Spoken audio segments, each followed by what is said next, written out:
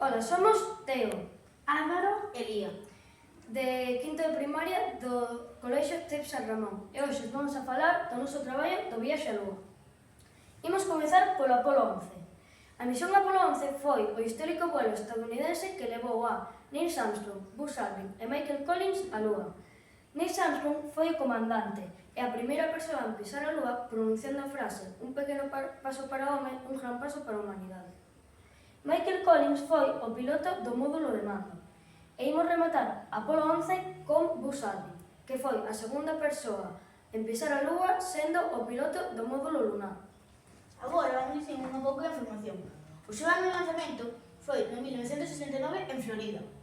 A misión Apolo 11 foi a nave espacial que usaron para o viaxe. Na Lúa fixose a carreira espacial coa Unión Soviética e Estados Unidos, que ganou Estados Unidos. O viaxe durou 3 días. A Lúa está a 389.400 km da Terra, igual a 3 voltas á Terra. Ahora tocaría Laika. Laika foi unha cadela abandonada soviética.